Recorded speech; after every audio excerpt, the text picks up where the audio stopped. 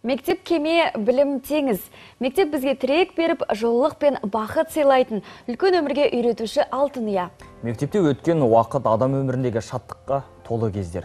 Мектептен алған білім өмір бойы азық. Ақыл тозбайтын тон, білім таусылмайтын кен дейді. Жыл өткен сайын мектеп бағдарламасында да жаңа жаңалықтар көбейіп, балалардың білім алу жүйесі мен тәртібі заманға сай жаңаруда. Биылғы оқу жылының да бір аптасы артта қалды. Білім беру жүйесінде қандай жаңашылдықтар бар? Әріптесіміз Маржан Нүсіпбек тарқатсын. Жаңа оқу жылы басталғалы да бір апта өтті. 3 миллионға жуық бала білім ошағына келіп, жаңа оқу бағдарламаларымен танысып жатыр деуге болады. Былтыр қабылданған жүйе күшейе түскені болмаса, биыл айтарлықтай өзгеріс жоқ. Өзгергені мынау: жаңартылған білім беру мазмұны бойынша енді 3-ші, 6-шы және 8-ші сыныптарда білім алатын болады. Тағы да бір ерекшелік биылғы оқу жылындағы ол рухани жаңғыру бағдарламасының шеңберінде бізде мектеп программасына, яғни өлкетану кіріктірілген пән енгізілді. Ол жаңағы Қазақстан тарихы, қазақ әдебиеті, география және музыка пәндерінің шеңберінде 20 сағат көлемінде оқытылады. Биыл барлық 17 өңірдің өзінің, яғни өлкетану оқулықтары әзірленіп, яғни министрдің бұйрығымен бекітілді.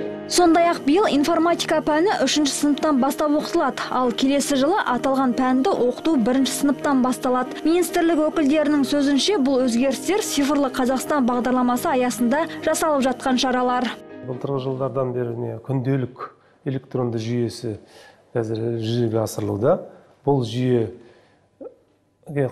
қосылған мектептердің саны жыл сайын өсуде.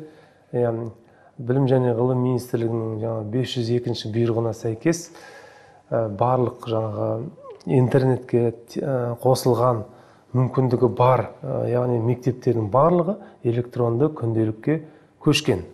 Мүмкіндігі жоқ мектептер, олар бұрынғыша қағаз журнал, қағаз күнделікті толтырады. 5 күндік оқу жүйесіне келер болсақ, бұған биыл жалпы білім беретін Қазақстан мектептерінің 95% өткен. Ал гимназия немесе лицей сынды білім ошақтары сағат санының көп болуына байланысты 6-шы күнге де сабақ кестесін бекіте алады. Шапағат шуағым ол шапалақ, соғады ғой алыптарға тектелер. Құрметті аямайық ұстазды, аялайық алтын ұя мектебі. Ал осы жылы ашылған мектептерге тоқталсақ, олардың саны 49, тағы 23-ші оқу жылы аяқталғанға дейін пайдалануға берілмек. Олардың 3-еуі Астанада, 7-еуі Алматыда, 3-еуі Ақмола облысында, 6-ы Алматы облысында, 9-ы Ақтөбе, 1-еуі Шығыс Қазақстан, 4-еуі Жамбыл облысында болса, 3-еуі Батыс Қазақстан, 3-еуі Қарағанды, 5-еуі Қызылорда, 8-і Маңғыстау, 20-сы Түркістан облысында орналасқан.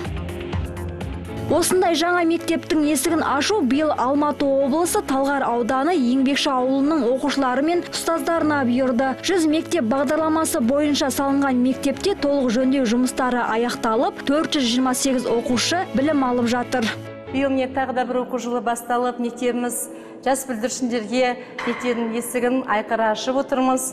Биылғы жылы ауылымыз өсіп, көркейіп, мектебімізге 67 оқушы қабылданды 1-ші сыныпқа.